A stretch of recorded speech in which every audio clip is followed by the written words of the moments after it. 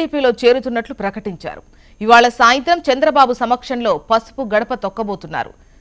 వ్యక్తిగత ప్రతిష్ట గురించి కాకుండా పేదల కోసం నిందలు మోయడానికి సిద్ధపడి అడుగులేస్తున్నానని వంగవీటి రాధాకృష్ణ చెబుతున్నారు.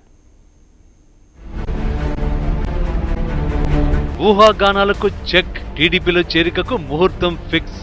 వంగవీటి రాధాకృష్ణ వైసీపీని వేడటంతోనే టీడీపీలో చేరుతారంటూ అప్పట్లో ప్రచారం జరిగింది. అయితే ఆయన ఎటు తేల్చకుండా మౌనం దాల్చడంతో రంగా అభిమానుల్లో కొంతకాలంగా అయోమయం నెలకొంది.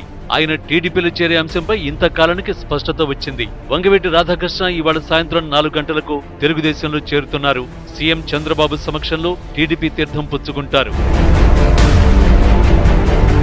సోమవారం రాత్రి మాజీ ఎంపీ లగడపాటి రాజగోపాల్తో కలిసి చంద్రబాబుతో భేటీ అయిన రాధ నిన్న మధ్యాహ్నం మరోసారి సీఎంతో సమావేశమయ్యారు.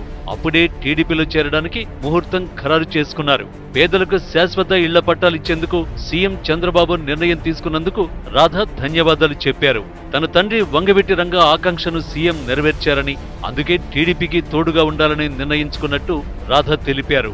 నియంతృత్వ స్వభావం ఉన్న వ్యక్తి చేతుల్లోకి అధికారం వెళ్లకూడదన్న ఉద్దేశంతోనే టీడీపీలో చేరుతున్నట్టు జగన్ను ఉద్దేశించి రాధ పరోక్ష విమర్శ చేశారు.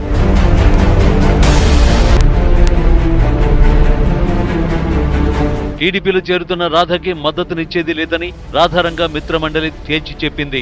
రంగాన్ని చంపడంలో టీడీపీ పాత్ర లేదని రాధ చెప్పడం బాధాకరమన్న రాధారంగా మిత్రమండలి రాధ ఎక్కడి నుంచి పోటీ చేసినా ఆయనకు వ్యతిరేకంగా ప్రచారం చేస్తామంటోంది. తెలుగుదేశం ప్రభుత్వం చంపలేదు, కొంతమంది వ్యక్తులు చంపారని చెప్పని అంటున్నావే. మీ నాన్న 1988లో కరపత్రం ఒకటి రిలీజ్ చేశాడు, వంగవీటి మోహన్ రంగా శాసనసభ్యుడు అని చెప్పని. ఎన్టీ రామారావు కుల కక్షతో నన్ను అంతం చేయాలని చూస్తున్నాడు, నన్ను కార్యకర్తలందరినీ కూడా హింసించాలని చూస్తున్నాడు అని చెప్పి నేను ఆ రోజున ఆయన కరపత్రం వేస్తే ఆ కరపత్రం కూడా నా దగ్గర ఉంది, మీరు తీసుకోవచ్చు. ఆన్ చేయమంటే ఆన్ చేస్తాను, చూపిస్తాను.